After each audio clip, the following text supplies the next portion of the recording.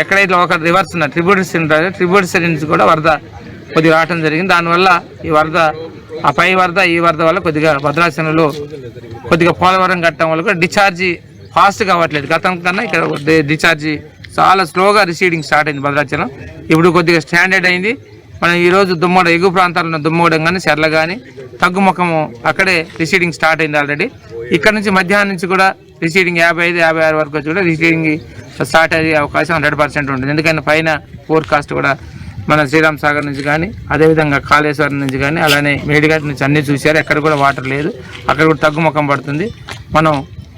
మనం ఫోర్కాస్ట్ పైకి తీసుకుంటే వాజేడ్లో కూడా ఈరోజు రిసీడింగ్ స్టార్ట్ అయింది. ఇప్పుడు ఆల్రెడీ మన పక్కనే ఉన్న దుమ్మడంలో కూడా రిసీడింగ్ స్టార్ట్ అయింది.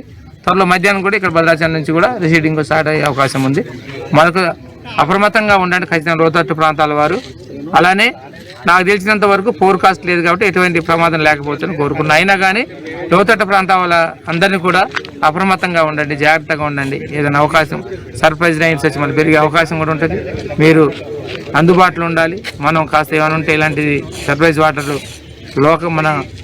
మన ఇళ్ళకి వస్తే మీరు ఖచ్చితంగా వాటిని వెకేట్ చేసే బాధ్యత కూడా తీసుకోమని డిపార్ట్మెంట్, ఇరిగేషన్ డిపార్ట్మెంట్ కానీ పోలీస్ డిపార్ట్మెంట్ కానీ రెవెన్యూ డిపార్ట్మెంట్ కూడా అందరూ కూడా సిద్ధంగా ఉన్నారు.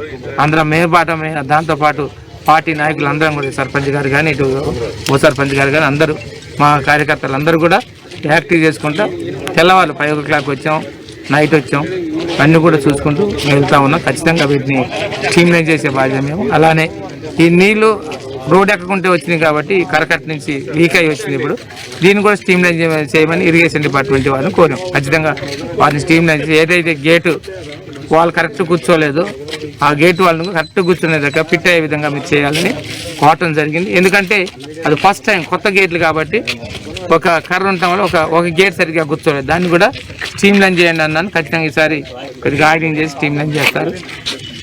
నాకు తెలిసినంత వరకు కూడా మీరు ఆగస్టు సెప్టెంబర్ వరకు కూడా అప్రమత్తంగా ఉండాలని ఇరిగేషన్ డిపార్ట్మెంట్, రెవెన్యూ డిపార్ట్మెంట్ వారిని ఈ వరకు కోరటం జరిగింది. Thank you.